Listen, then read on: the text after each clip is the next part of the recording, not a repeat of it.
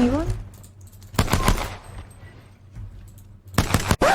Yep, that's me. You're probably wondering, a record scratch in the year of our Lord 2022? Why yes. You see, after 2 years of banging hunks of metal together until they finally decided to work, I was able to run anything besides Pong on my PC. Naturally, my first instinct was to download a game I hadn't played in 3 years, and luckily, I met a couple of assholes that made the game just as insufferable as I remember. It goes so far. God damn it. But it worked out surprisingly well so far, considering how little experience I have with FPS. FPS, or first-person shooters, are one of the most popular genres in all of video games, which is why I'm always surprised when I'm reminded of how many of them I've never played. I haven't even touched any of the massive IPs like Battlefield, COD, Half-Life, Titanfall, Doom. Hell, I only know about Halo from Red vs. Blue. There's so many of these classic video games that I've never played, yet I got sucked into one of the newest FPS on the market. Apex Legends. Now, before you click off because, ooh, another Battle Royale, give me a chance. I promise it'll be worth it. Games like PUBG, Fortnite, and many others brought Battle Royales into light in a way they never quite had been before. Except for Minecraft Hunger Games that did the exact same thing a decade earlier, but we're not talking about that right now. Apex Legends is one such game. It doesn't have any incredibly new mechanics. Players drop from a ship. That's only 3 squads landing with us. Fight in a closing ring. She just killed herself and convinced me to follow her. And one squad emerges victorious. Yes! Nice! I won solo and trios! We helped. I promise we helped. Well, I helped. Saber got knocked. And then I got killed.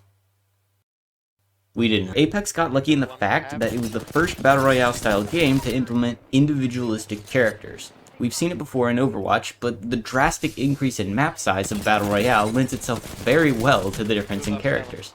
That being said, it's not a perfect game. Glitches. They're not a ludicrous problem in Apex, but they are a constant one. They typically spike for a few weeks after the launch of a new season, and die down after that, but there are a few that stick around. The smaller ones are almost completely ignorable. The title of a health item might not come up when you use it, or you might load into a different game mode than you queued for.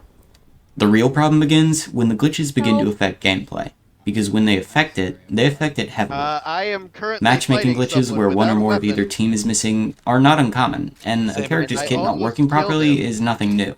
Loba's tactical is a teleport, but since the new season came out, it's a coin toss of whether or not it works properly. Let me land! Apex Legends, if you so help me God, do not let me teleport with my tactical ability.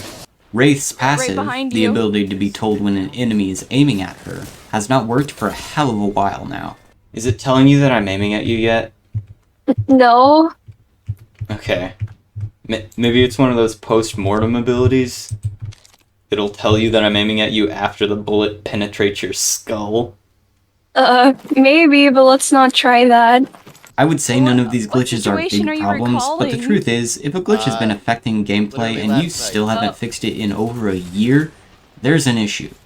I know I just mentioned that there's glitching in the matchmaking in this game, but even without the glitches, it would still need some work. I don't know about this, guys. I think we might lose. Our skill level? Yeah. It's not the loading times that kill the fun like in GTA 5, though it can still be bad in that regard. It is the shitty sorting algorithm that Respawn put in this game. All it takes is Googling Apex Legends matchmaking and you'll see the most asked questions are asking if the skill-based matchmaking even exists or if it's broken. I only play with a single squad in this game. We're bronze tier. We don't play competitively. We only play solely for fun. But we are constantly berated with completely new players, or diamond level players. One moment we're slugging through round after round of fresh players, and the next we're up against an Apex Predator, two of the best players on the entire planet. I mean, seriously, what the fuck? Now, aside from the various bonus game modes that they add every once in a while, there's 2 main modes in Apex, along with their respective ranked options.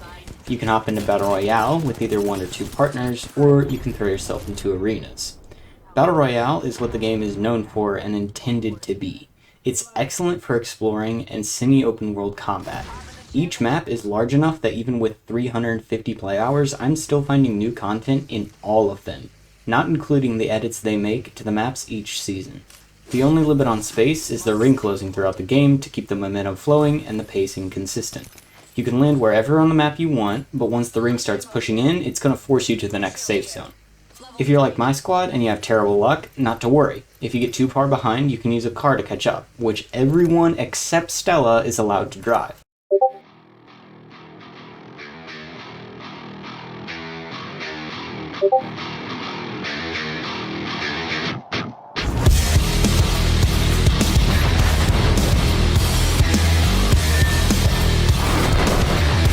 If for some reason you actually have good luck and first ring landed on you, you can hunker down and loot up. Unfortunately, luck won't always be on your side, and you're either going to get unlucky with ring and have to move, or, if you're like me, bored. Pack up your guns, finish your fights, loot the dead boxes, look for ammo one last time, and it's time for mid-game. Now if you want to hold off fighting until you have no other choice, go defensive.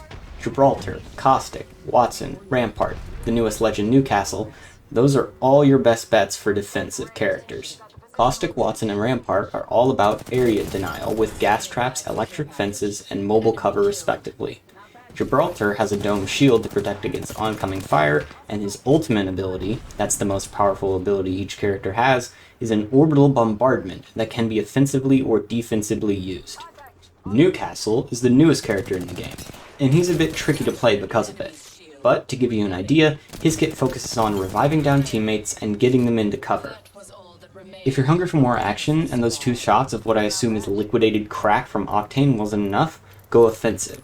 Wraith, Bangalore, Mirage, Octane, Revenant, Horizon, Fuse, Ash, and Season 12's edition, Mad Maggie, are all safe bets. Though I do have a hard time calling Wraith explicitly offensive, but I'll elaborate in a bit. Both Wraith and Ash can create portals. Octane and Mad Maggie are focused on speed.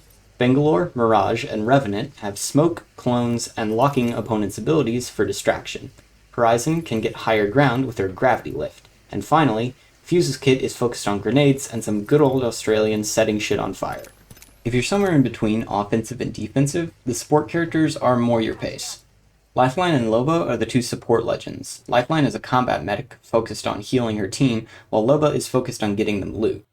If you're a bit of an oddity and prefer to outmaneuver opponents rather than rush or defend against them, there's a handful of characters in the game good for sniffing out people or laying low if that's your style. Bloodhound, Pathfinder, Crypto, Valkyrie, and Seer.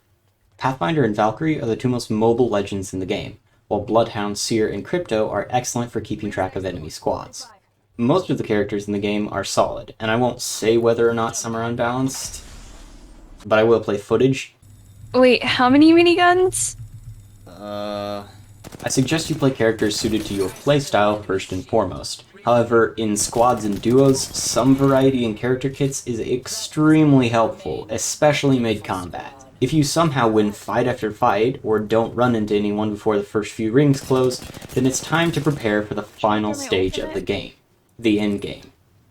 I'll go over guns in a second, but at this stage in the game, you might want to consider swapping out any long-range weaponry for closer range counterparts, since you're now enclosed into a very small section of the map. Earlier, you had unlimited range to run from fights, but now, the circle's small. Cover is exponentially more important. Always make sure you have cover, from as many directions as possible. Generally, the best way to fight is to ensure you have cover behind you and to one of your sides. Peek for a few seconds, poke some damage, and then return to cover. Since there's typically so little cover to spar in the last rings, you might be forced to hold your position. This is where character kits can really come into play. Yeah. Signaling an airstrike.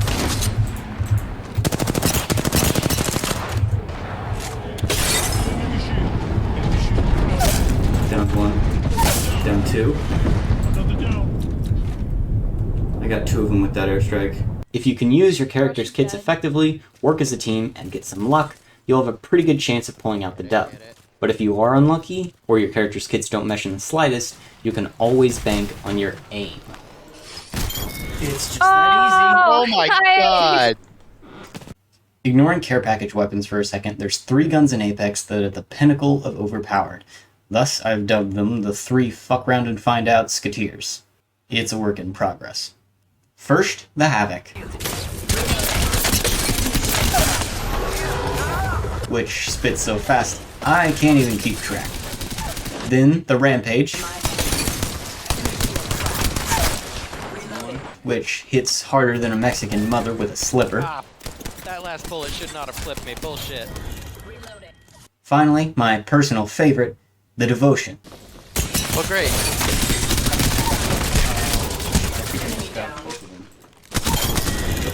Which is just cheating.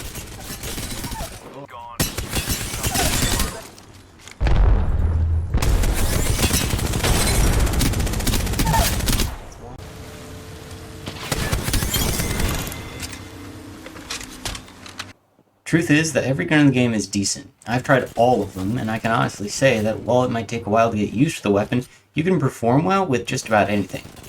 Except the L-Star. Fuck the L-Star. 1.15 second cooldown, my ass. Besides the 3 fuck around find out guns, which my squad self-imposed a ban on since they aren't any fun to play with, my personal favorites include the Flatline, Car, Carbine, and Volt, though you won't be finding the Volt anytime soon since Season 12 swapped it to the care package. Though, if you do get lucky enough to get a care package, you might get one of the godforsaken hellspawns that is a red mythic weapon. The red weapons, now including the Mastiff in Season 13, are only found in care packages. They have boosted damage output and they shred through shields like nobody's business. Try to keep in mind that care package weapons run on their own ammo, so if you run out, get the fuck out. The Kraber, or 50 cal as we call it, is the most powerful weapon in the entire game, with a leg shot of 116, body of 145, and an instant down headshot. One of the strongest guns in the game, the Spitfire, was removed from the care package in Season 13, which is unfortunate considering it was the most powerful CFA gun, and for all you chicken munchers out there, that ain't Chick-fil-A, that's compensate for accuracy, as in you can't hit shit so you get shit you don't always have to hit. This thing hits like a truck, and it gives you enough rounds that aim just does not fly. They didn't even have to boost this thing's damage output for the care package, it was so broken. At the end of the day, it doesn't even matter what you main, if you got the P20 as a sidearm, you're gonna pull out the dub. What I really love about this game, though, is the Arenas mode. Arenas pits your squad against another in a locked 3v3. The best of 3 rounds with the 2-round advantage wins. No other squads, limited ground, limited cover, and limited gear. This is the part of the game where luck is thrown out the window, so if you still lose, well, you know you suck. Respawning teammates is wiped from this mode, so you win or you die. There's no in between. You might not have a lot, but if you use it properly, it's just enough. The more rounds you win, and the more kills you rack up, the cooler shit you can buy. Every upgrade in the game is available to you if you have enough money. And yes, the guns in this game have upgrades. A lot of upgrades. Luckily, the upgrades boil down to a handful of effects. Barrel mods reduce recoil, mags increase bullet count, bolts increase fire rate, optics increase zoom, stocks reduce reload time, and hop-ups, well, they do the cool shit. Oh. On the way. Oh.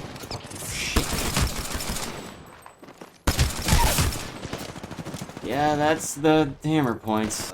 Since Arenas matches are win by 2, they can go up to a 9th round called Deathmatch. And as you could guess, Deathmatches are when the game's balancing actually did its job for once. And let me tell you that there's nothing more invigorating than winning a deathmatch, and nothing more heartbreaking than losing one. Even if you lose, Arenas is typically still fun, since its buying mechanic eliminates the most annoying part of the game. Pure fucking chance. Oh, you managed to escape? A 3-squad pinch? Here's that 4th squad you've been looking for. You can never be third-partied in Arenas, and I'd be impressed if you could run out of ammo. Plus, the bad loot luck can go fuck itself, since you can buy your favorite gun every single time. The elimination of luck also means that character abilities really start to shine through here, since other than abilities, the only thing you can rely on in Arenas is skill, and God knows none of us have any of that. I'm gonna be honest, I'm debating how many more I'll just take these L's I got left in me. There's 21 character kits in this game, matching the 21 legends that are currently in it, with a new legend and new kit added every season. Which legends are better than others is entirely up to your experience, since different characters suit different playstyles. I've given you a surface level overview of each character, but I'm about to go more in depth on a few personal favorites. I main Ashe, since my playstyle is endlessly aggressive. Ashe can cut a rift in space with her sword and hop through it. She can throw a snare that, you guessed it, snares people, and her passive ability allows her to scan dead boxes to see where the killer is. Before you try her, I should warn you that the portal exit is placed before you go through, not after, and it only goes one way. Also, the snare only snags people who enter it after it is activated, not during. Saber mains Valkyrie, since his playstyle is also rather aggressive. Her ultimate ability allows her to redeploy her squad using her jetpack. Her tactical shoots missiles, and her passive allows a little bit of jetpack flight time. Her kit is focused on mobility. Get in fast, get out faster. If you want to pick up Valkyrie, keep in mind that it takes a second for all ultimates to activate, and Valkyrie is especially vulnerable while activating hers. Stella mains Wraith, since her playstyle is also rather aggressive. Wraith is the escape artist of this game. Her ultimate is also a portal like Ashe, but it has to be placed down manually. Luckily for her, her portal lasts a long time, and it's double-sided, making for an excellent escape for downed teammates. Her tactical provides her with a slight speed boost, invisibility, and it makes her impervious to damage for a short time. Some things to keep in mind before you try her out is that she can still be seen and damaged while using her ultimate, she can be tracked while using her tactical, and her passive, as I've shown, is complete garbage. The best recommendation I can give you is to give various characters and game modes a try and see what sticks. Nice. Like all games, Apex Legends is the most fun with friends. Both the level of fun and depth of strategy in this game skyrocket if you play with teammates you actually know. It might take a while, but if you're persistent enough, you might actually find people you click with. And I don't mean assigned to a group project you know you could do better on alone type bullshit. I mean click. You know your squad, they know you, and that's what makes it work. And if you're still not convinced to at least give this game a try, allow me to do what I do best and demonstrate my point more dramatically.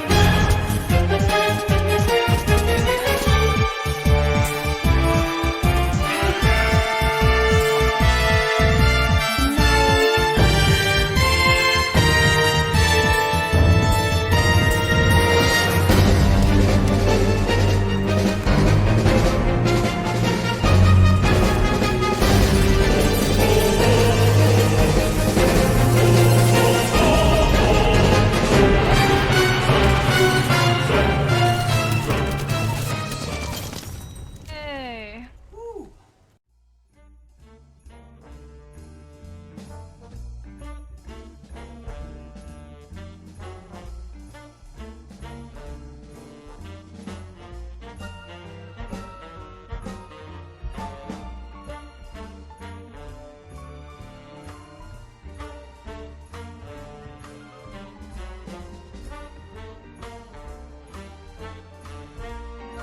Holy shit, I did 5,000 damage. And still lost. What the fuck?